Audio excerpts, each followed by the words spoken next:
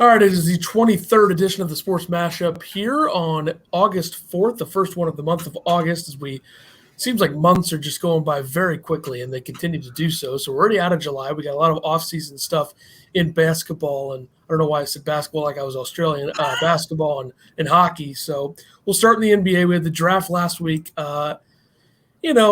Pretty boring overall. I think they drug that out too long. It ended at like 11 o'clock our time, so it was about a 4-hour deal. So, you don't really have any surprises in the top five, other than I would say Suggs going to Orlando at 5 instead of Toronto at 4. Okay, which I called. I mean, you did say that it would make sense, and it does make sense. So I didn't expect them to do it, but they did do it. And didn't they do it because Toronto took the guy who you had going to the Magic at 5? Scotty Barnes, yes. Yeah. I mean, other than that, picks that I like, the Kings are a terrible franchise, and I really like Davion Mitchell. I hate that he has to go there. That's unfortunate, but he'll be a stud there. Kispert to the Wizards is a great pick, another Gonzaga guy. Who wasn't the other guy you thought was going to go to the Wizard or to Golden State? Was that Kispert? I did say that he would make a lot of sense there, but with Moses Moody still on the board with Golden State at 14, that made a lot of sense for them. And then Jalen Johnson went like 19? 20th to the Hawks. We'll see if he makes it there. I don't know. A lot of depth there. With that, John Collins just agreed to stay with the Hawks, signed 5 years, $125 million. Yep. They got a lot of young talent in Atlanta, so we'll see. I think Io dropped way further than he did. Yeah, he was predicted. Yeah, he ended up going 38th to the Bulls, which is a great fit. He's from Chicago, and I'm sure he'll get to play. They've been making a lot of moves too. I think he'll be a good bench piece for them. He can play the 1 or the 2, really the 3 if you need him to. But the Nets getting Cameron Thomas at 27, I think is a great pick.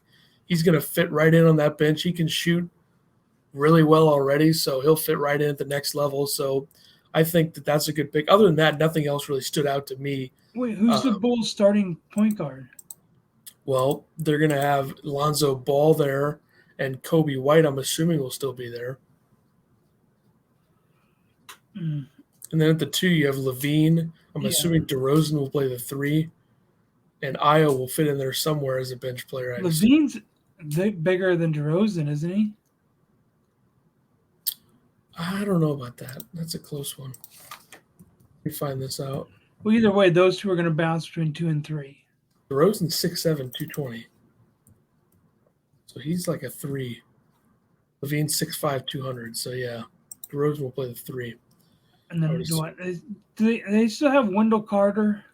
No, they traded him to Orlando for Vucevic. That's right. So the Bulls will be better.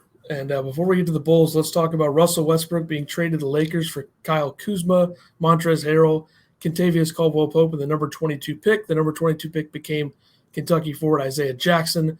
He was traded then from the Wizards to the Pacers for guard Aaron Holiday. So I think this is a stupid trade for the Lakers personally. I don't think that LeBron and Russell Westbrook fit that well together. I think they'll make it work and they'll win games just because of how good they are. And the Lakers have obviously signed like 1 million guys. Well, yeah, and then with that, they signed Carmelo Anthony to a 1-year deal. Yeah, and then they also re-signed Taylor Horton-Tucker.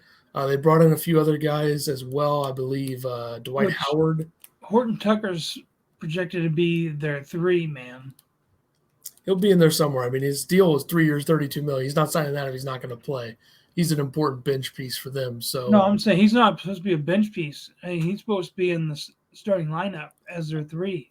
I mean, I definitely could see that happening. I mean, the depth that they're bringing in is not starting depth, and he's already a guy that's been there and he's played well. So because Melo's not starting. No, Melo's not starting, and then other guys they brought in, most of which will not start either. So I don't really think that they fit that well together, but they'll probably win some games. We'll see. I mean, Russell Westbrook seemed like a guy who's going to be with the Thunder forever, and now he's been with the Wizards, Rockets, and now the Lakers. So just what the NBA is.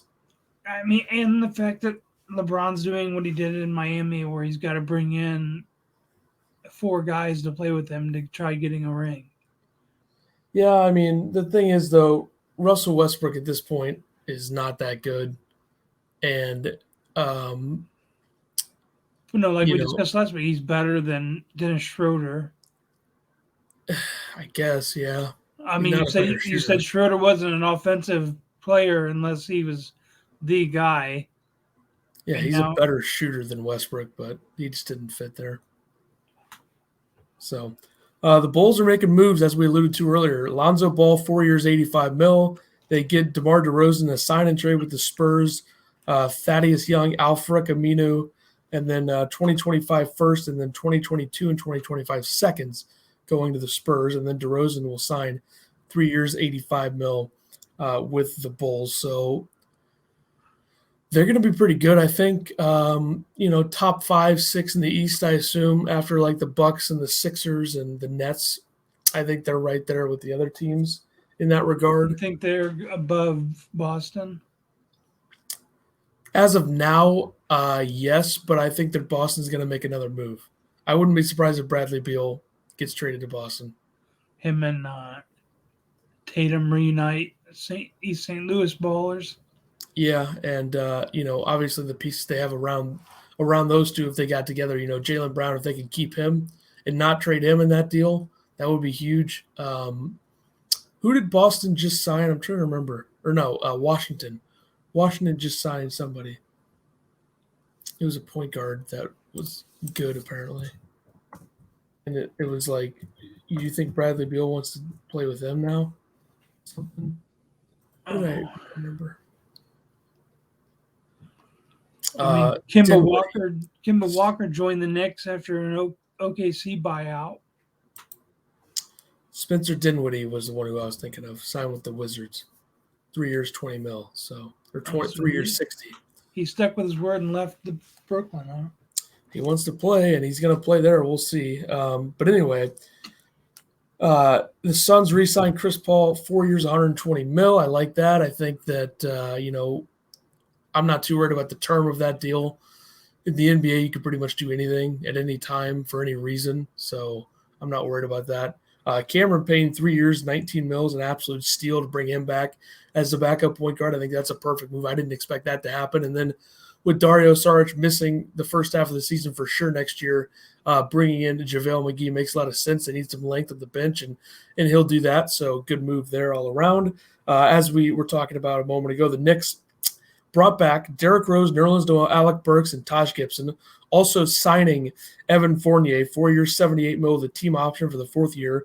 And then they're going to sign Kemba Walker after he gets bought out from OKC. They have $10 million left in cap space, and Kemba Walker's not going to get that much money in this deal. So makes sense.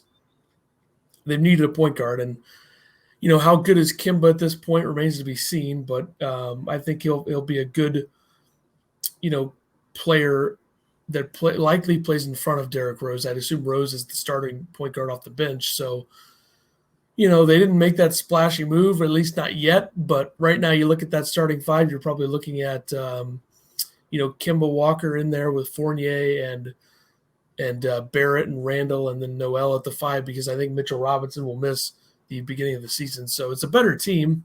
How much better, we don't know. I think a lot of how much better they will be will depend on if Julius Randle can be what he was last year, or at least close to that. So we'll see. I really wouldn't even be surprised if Taj Gibson starts in the 5.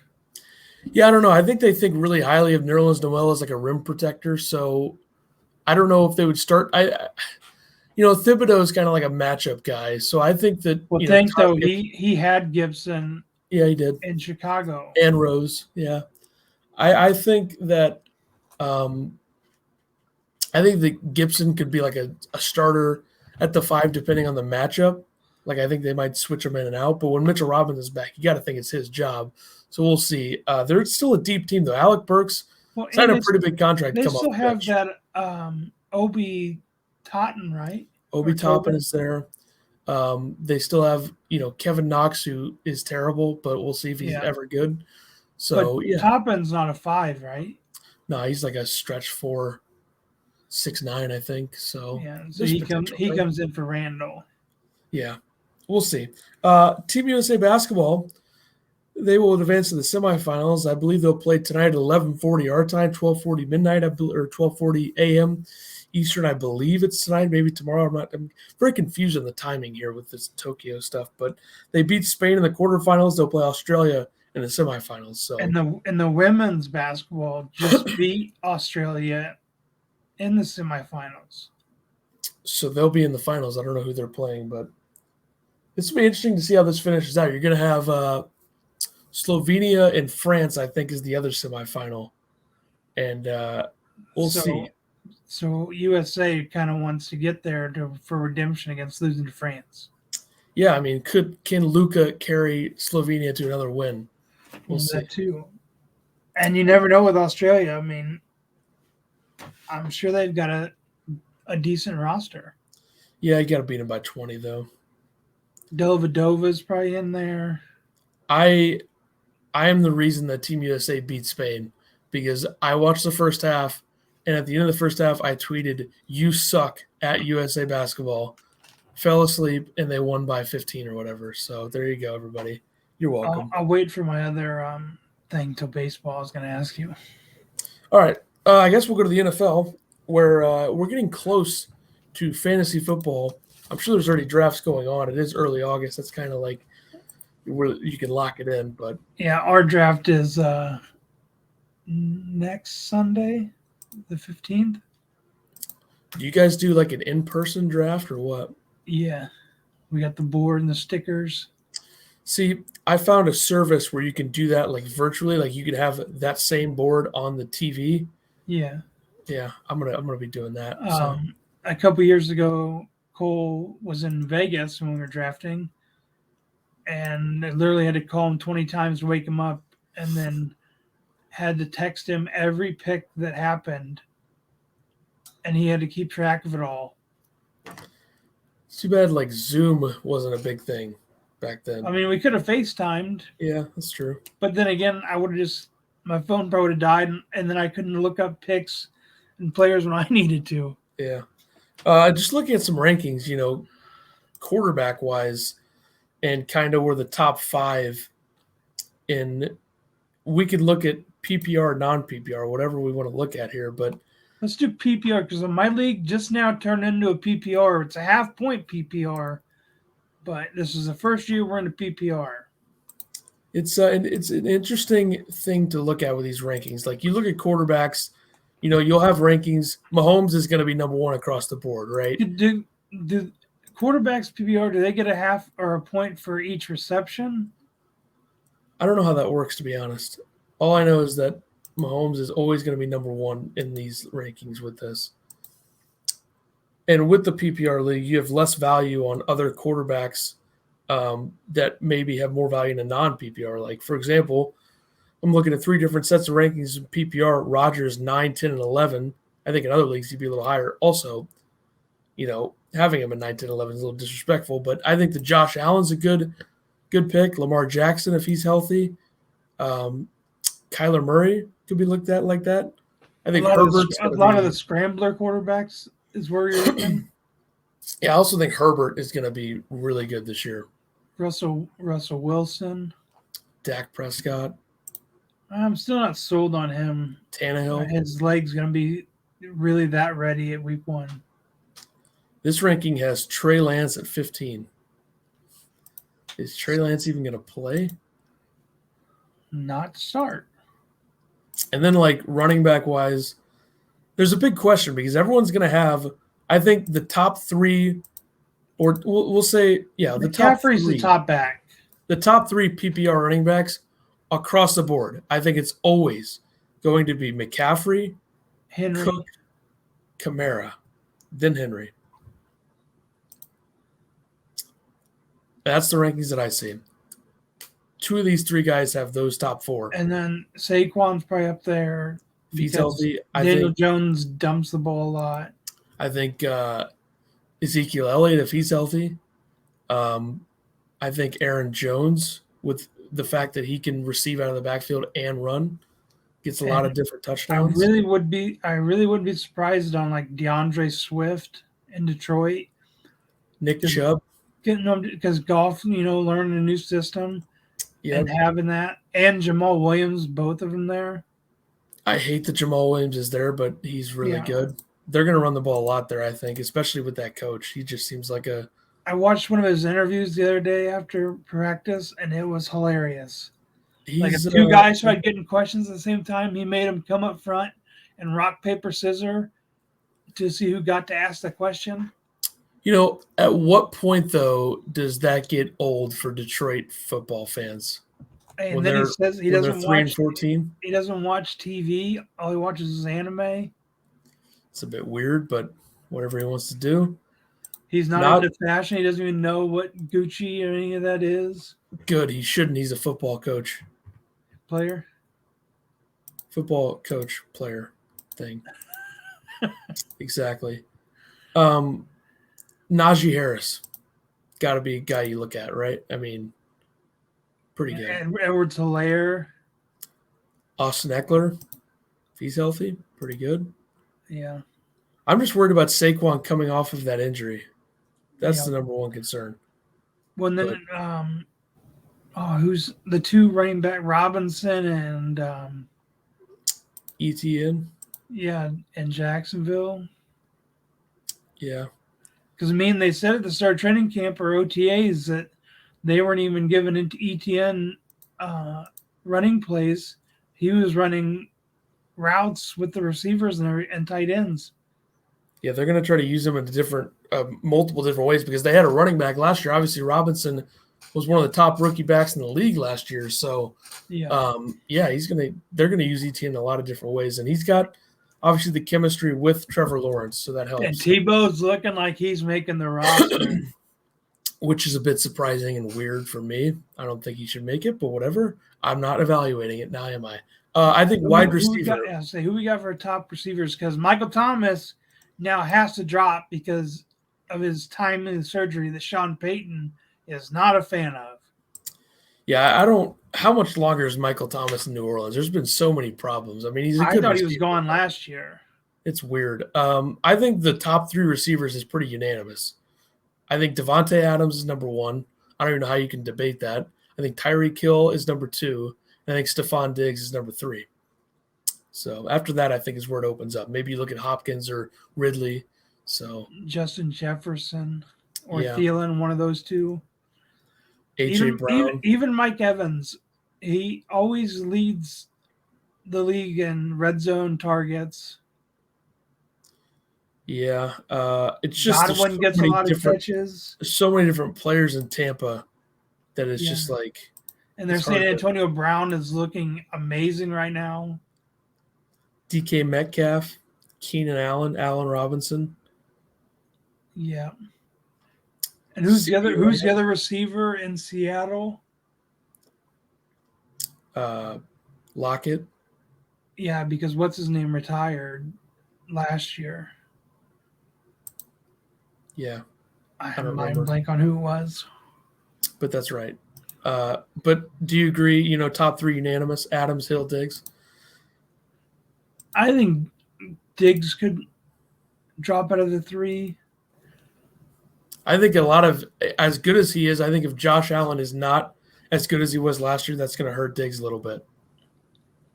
But with Adams and Hill, you trust the quarterbacks that are throwing to them. I mean, Devontae Adams had 18 touchdowns in 13 games last year. So. No, but I'm thinking more like for PPR-wise, catching, like Stephon Diggs might not always get a lot of those catches. Keenan Allen gets a lot of catches.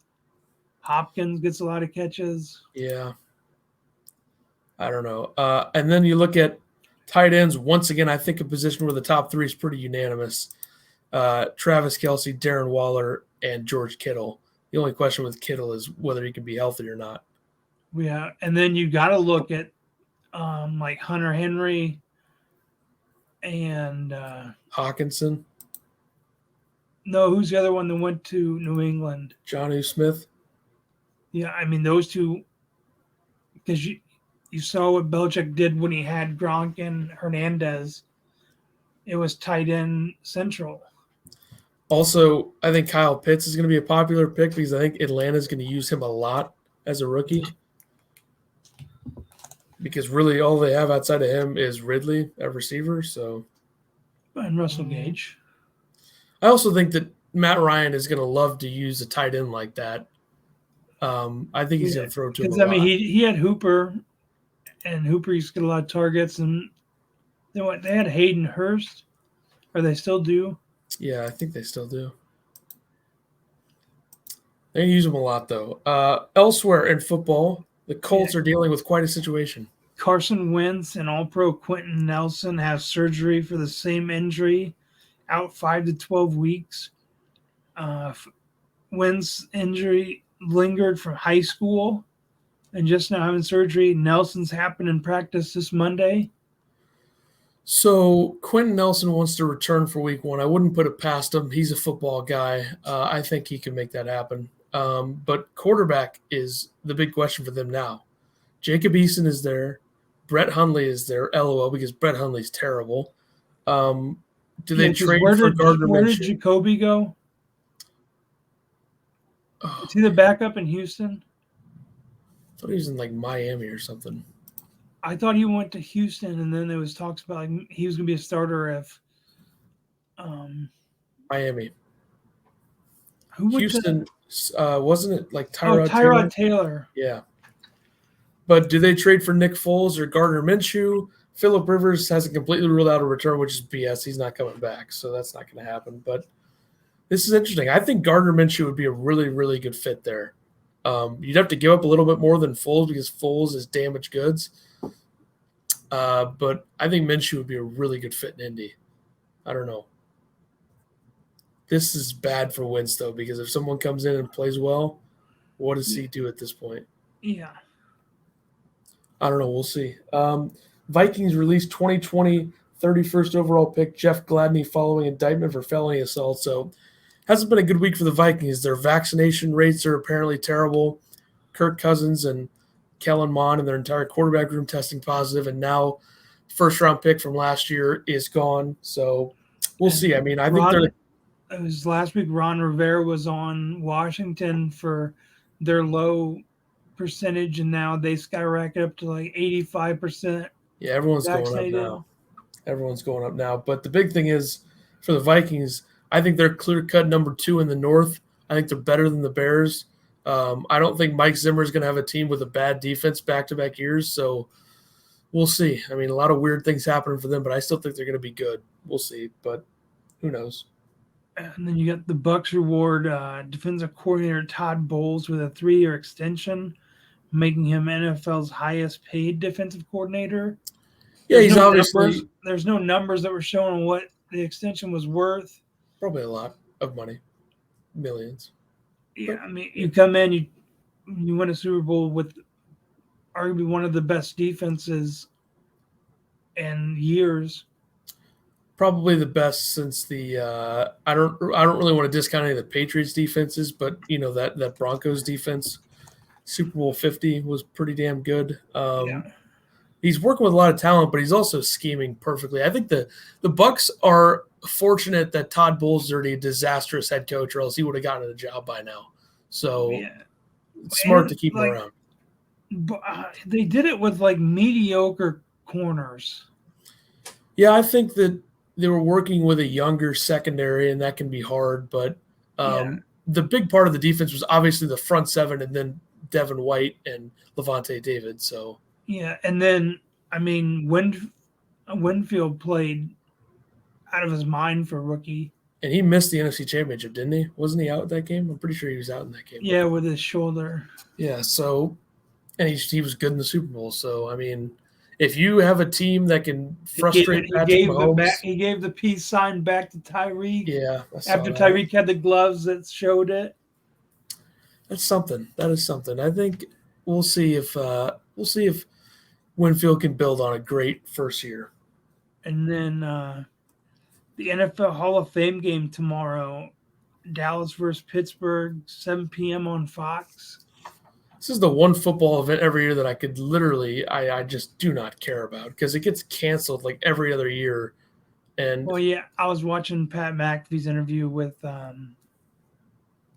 what's the Hall of Fame guy's name? Something Baker. is it Ron or Don? David Baker or something. Yeah. But they were talking about it when it was supposed to be Indy versus somebody, whatever, and they had to cancel it because of the pain on the field or something. Yeah, it gets canceled all the time. It wasn't dried or something, so they had to cancel it. It's and stupid. it was on him to make the call. I mean, I just don't have any interest in this. No, it'll be. I mean, you're gonna see at least something from these guys. There'll be people trying, but there'll be practice squad guys. I mean, maybe see Dak out there for a little bit, see how his leg actually looks. We'll see. I don't know if they'll want to risk having him in for that game, though. Well, he might. I'm saying he might only be in for like a series. I don't even know if they'd do that. Maybe like week 4 preseason, they'll throw him in there. But I don't know how McCarthy's going to approach it. Who knows? On to college hoops. A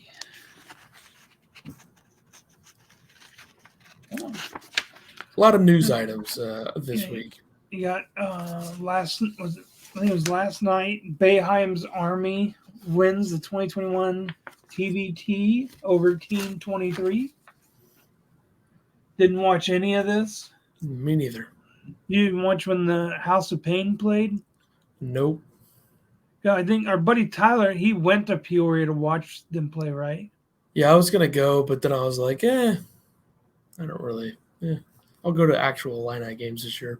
I think there was only like 4 guys from Syracuse actually on the team. There was like 2 guys who had won it before.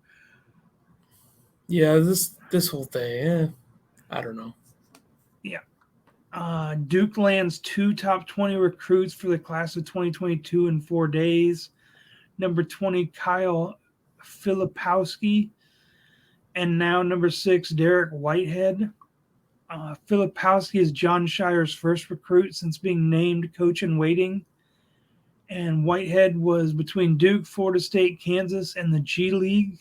The G League offered him $500,000 to play, and he turned it down to play college basketball. Can't he make more than that now, though, with the NIL stuff? Yeah. I think the G League's only going to really offer a ton of money to like the number 1 or 2 or 3. He was the number 6. That's pretty good, but I feel like the number 1 guy, they'll offer way more than that. But, I mean, you think a guy, 18-year-old, get offered that, and he turned down? He would not have turned it down if they didn't have the NIL stuff in place by the time he's there. Yeah. UConn lands 3 top 100 players in the class of 2022. I think we're about to see an era of UConn basketball with really good teams that don't win titles, because they won 2 titles where their teams weren't like world beaters. Like the Kimba team was good. The other team, I don't know about that team. But I think we're going to see some really, really good UConn teams that don't win at all just because their luck kind of, they used all of it to win those 2. Yeah. And then the man who assaulted Iowa's Bohannon was arrested. Took a while to get that done, huh? That video came out like 3 months ago. After getting, if anybody doesn't know the story, he was jumped just hanging out with a group of his friends, and the guy jumped on him, hit him a couple times. They threw him off, and he ran away. Just now arrested. Got him now. There you go. Golf, Olympic golf. Yeah, the winner, gold medal, Xander Schauffele. American, big gold for the U.S. Shot 18 under. The silver medal is that Slovakian? Yeah, Rory Sabatini. And then the bronze is Taipei's Pan Ching Sung. Or, as it said on the leaderboard, he goes also by CT Pan, which is very easy. I don't know where you found this leaderboard. I'm surprised it said his full name there. I've never seen it that way. ESPN really going all in. Could have just put CT Pan, made it easier on everybody. And then starting tomorrow, we talked about last week's the WGC FedEx St. Jude Invitational, defending champion Justin Thomas, TPC Southwind, and Memphis, Tennessee. Should be a good event, and we will make our picks later in the episode. This was the course you said you liked, right? I do like this one a lot. I think this is a very good major championship event. There's a lot of good players in the field too, so should be good to watch. I will actually tune in. Major League Baseball, we saw probably the craziest deadline in the history of the sport, I would say. Yeah, I mean, the Cubs unloaded 4 players. They unloaded 4 big ones and 3 earlier in the week, so I think they traded 7 or 8 guys. We said Baez to the Mets, Rizzo to the Yankees, Bryant to the Giants, Kimbrel to the White Sox. So there goes the Cubs' core, 3 of them being there when they won the World Series. I would say I wouldn't even know if I would say Kimbrel was their core. No, he was only there for 2-3 years. This was his 3rd season there. Yeah. Surprised they traded him across town, though. That's 2 relievers they traded to the White Sox. They traded Ryan Tepera earlier in the week to the White Sox. So they've made these trades normal, though. I mean, the Cubs traded Eloy Jimenez to get Jose Quintana. That was a stupid trade, and they did it. So, and then all the Cubs hitters that were traded, Baez, Rizzo, and Bryant, homered in their first game with their new teams. Yeah, and Rizzo hit another one in the second game. He's been really good. He's been by far out of those 3 the best so far. And his first game in New York, he was wearing his Cubs cleats and his Cubs batting gloves. Bryant was wearing his Cubs batting gloves. Can't get him quick enough, You just got to. And Baez is still wearing pinstripes. Yeah, so there you go.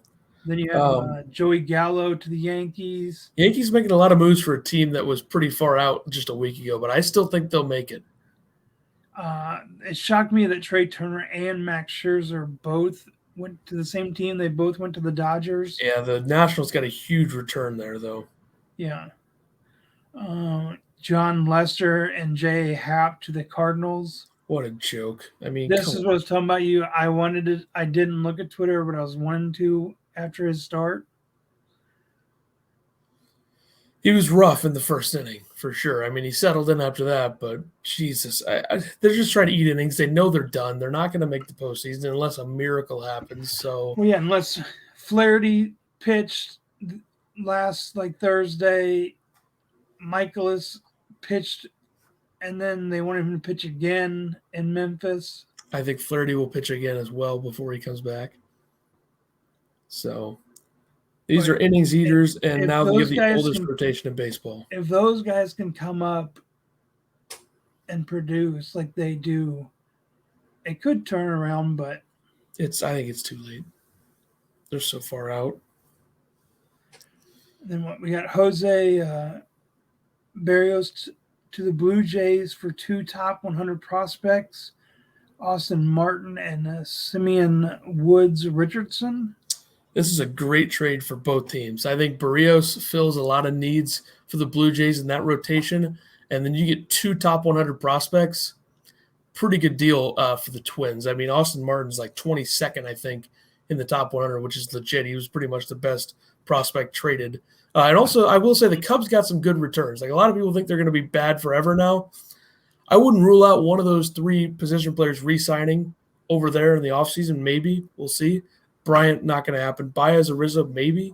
And Nick Madrigal is a legit second baseman you could have up the middle. They got in the Kimbrel trade. Him and Horner up the middle should be really good for them.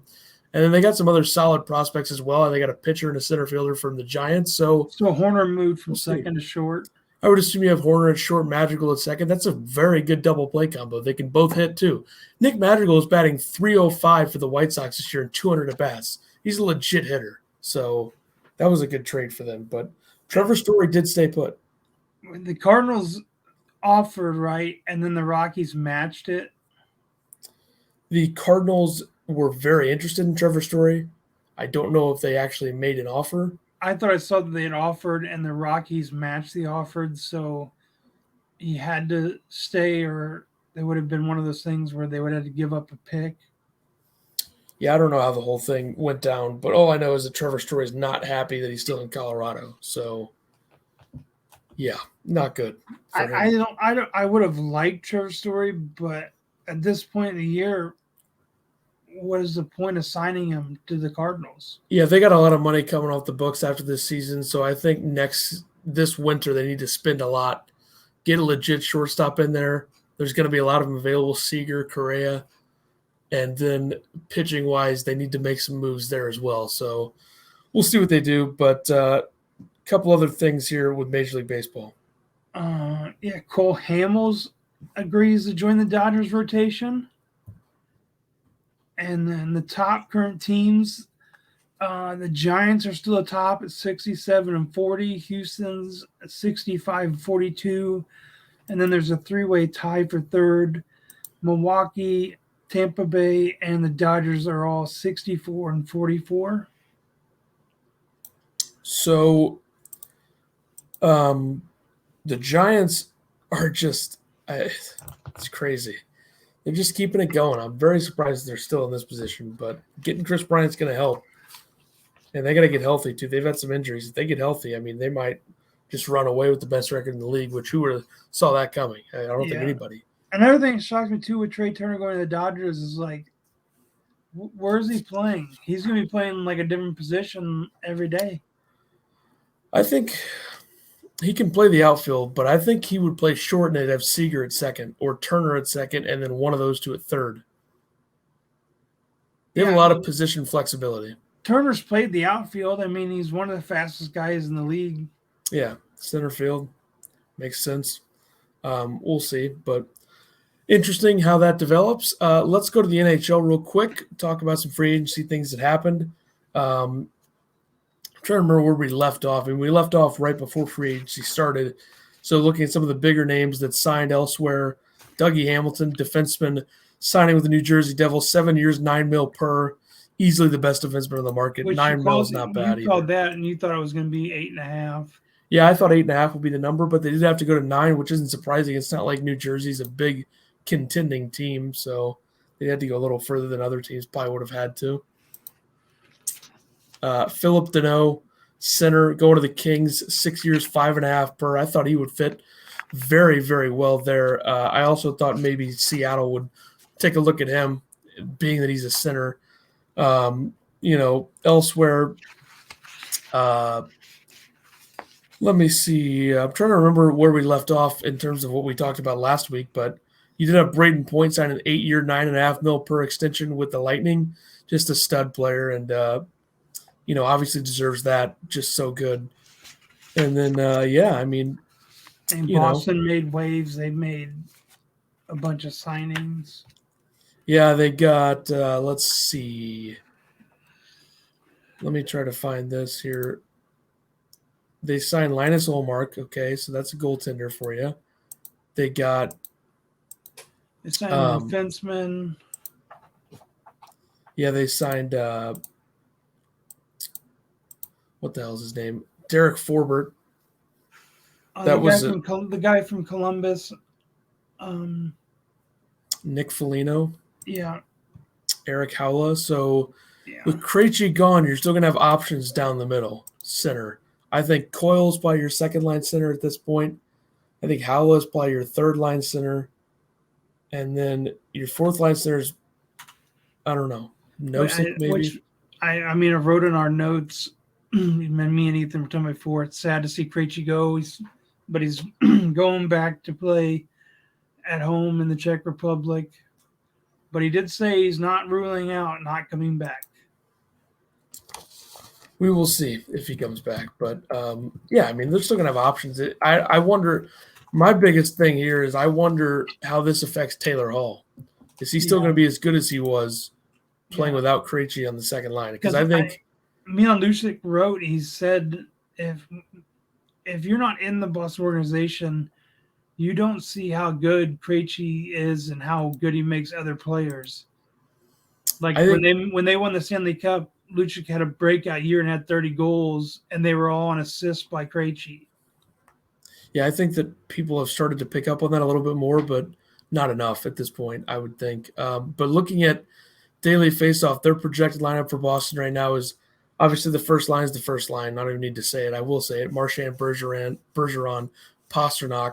Second line, they have Taylor Hall and Craig Smith on the wings, playing with Jack Studnicka, who's a young prospect. I don't think that he'll actually be on the second line, but that's what they're saying right now. Yeah. Third line is Felino, Coyle, Howla.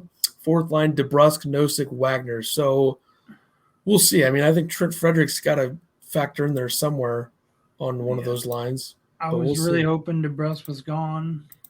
He could be. Still could be. We'll see. A lot of forward depth still, though. Lazar there as well. But we'll see. You had San Jose Sharks. Evander Kane accused of betting on his own games and throwing games by his soon-to-be ex-wife on Instagram. So this story is insane. The NHL is investigating it. Really not that much more to add to it. We'll see if they come up with anything. And he had a great season last year, so I don't really think that he was throwing games. He had 49 points. Yeah, who knows if she was talking about last year or which year? Yeah, I don't know. Clearly, he's had some sort of gambling issues in the past because there's been casinos that have come out saying that he owes them money. So we'll see where this goes. I don't know, but we got a couple other things here. Yeah, Marc-Andre Fleury says he will play for the Blackhawks. He's not going to retire. Yeah, they're going to be close to a playoff team. I don't know if they'll get over the hump, but they'll be pretty good. They've really tried hard to get out of a rebuild, but I think they've also made some stupid moves. The Seth Jones contract is terrible, but other than that, we'll see. I mean, you get a guy like Fleury in there. When was the last time a Vezina winner was traded for literally nothing? Like it was a prospect who probably isn't going to make it. So, and where'd Crawford go? Crawford went to New Jersey last year, and then before playing for New Jersey, he retired. So, and then finally, the NHL rejects the Kraken's deal with Grubauer. Yeah, they rejected it, but then they're going to rework it, and it should be fine. I think there was something they did wrong with the math equation, like the salary jumped up too high in 1 year to the next. So I think they'll fix that, and it'll be fine. And then NCAA football. Texas and Oklahoma accepted into the SEC, the first 16-team super conference. Yeah, I don't really. I mean, at this point, do whatever you want, right? I don't really. It's just going to make them more money. They know it. I think people will be watching it closely the first few years that it happens, whatever it does, but I'm not surprised by this at all. Yeah, and now does Texas have to make an agreement with the SEC with their Longhorn network? That's a good question. I don't know. I wonder. You would think that they'd have to, right? With how big of a school that is, they want to keep that going. So I mean, the Longhorn network's a part of ESPN, and the SEC network's not. Yeah, we'll see. And then the Big 12 and Pac-12 discuss potential partnership. We'll see if that happens. I think Kansas is going to join the Big 10, to be honest. I thought you said the Big 10.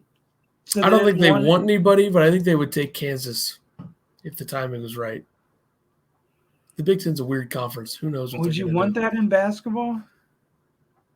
Bill Self back in the Big 10? Not really, but I don't. If he coaches this year, it's more competitive, yeah. And then the Big 12 warns of 50% lost TV value as Texas and Oklahoma exit. They're just throwing stuff at the wall, saying whatever. I mean, they're still there till 2025. Yeah. Yeah, I don't know. This whole thing's weird. Approved Saban's deal hits $11.5 million in his final year. He's the only coach in college sports that you can justify giving that much money to, probably. With how many times he's won? I mean, come on. Is this his last year, or they approved? I think he's got a few more on that deal. Let me see. And then while you're looking at quarterback Quinn Ewers, is that how you pronounce his name? Skipping his senior season to join the Buckeyes. Saban's deal is through 2028. So it's going to be a while. But I wouldn't be surprised if this Quinn Ewers, however you want to say it, is starting at some point for Ohio State this year. Wouldn't be that surprised. That's just nuts to go from being a 16 or he may only be 16 when he gets there. He's got to be like 17 by now. He's going to be good, though, there. I think he'll start at least by his sophomore season, if not before. They have weird patterns with their quarterbacks at Ohio State. It's weird. But All right, let's do the betting picks before we get out of here. Last week, I went 3-2 in Major League Baseball. And then in golf, I had Morikawa and Matsuyama finish tied for 4th. I picked them both to win the gold medal. Then I had to finish top 5 or 10 or whatever we picked. You picked 5. Answer and M. Sung J.M. 22nd, Abraham Answer 14th. So there you go. And then I went 2-4, 1-4 in baseball. I had the Twins Detroit game look like a football score at 17-14. I also had Morikawa and Matsuyama to win. They tied for 4th. But I did get my top 10 picks. I had Sung J.M. tied for 22nd, and I got Roy McIlroy tied for 4th. So top 10 for me. All right, let's do the baseball, then we'll do the golf. So we'll do baseball first this week. Why not mix it up? I have the Marlins plus 110 against the Mets tomorrow. I have the Rockies minus 165 against the Cubs, Yankees minus 190 against the Mariners, Giants minus 160 at the D-backs, and the Cardinals minus 110 against the Braves. I have the Mets minus 130 over the Marlins. I have Boston minus 135 over Detroit. I have the Rockies minus 165 over the Cubs, Yankees minus 190 over the Mariners, and the White Sox minus 220 over the Royals. All right, let's do the WGC FedEx St. Jude Invitational. We're going to pick 3 to win, 1 to finish top 5, 1 to finish top 10. My picks to win: Jordan Spieth plus 1,200, Victor Hovland plus 2,500, Webb Simpson plus 2,800. Then I have Koepka plus 275 to finish in the top 5, and Finau plus 340 to finish in the top 10. I have Spieth as well, plus 1,200. Justin Thomas at plus 1,800, maybe a repeat. And then I got old Louis O at plus 2,000 to win it. My top 5 pick is Dustin Johnson at plus 350. And my top 10 is our boy Kevin Kisner at plus 700. Yeah, I didn't pick him at all this week. I had to give him a, maybe if I don't pick him, he'll do even better. We'll see. But that'll do it for us. We'll have a lot more to discuss next week. We'll talk about who wins the golf event, how we do in that, more off-season stuff elsewhere. I'm sure there'll be a big move in hockey or basketball between now and then. August 11th, we'll see you then for number 24. Deuces.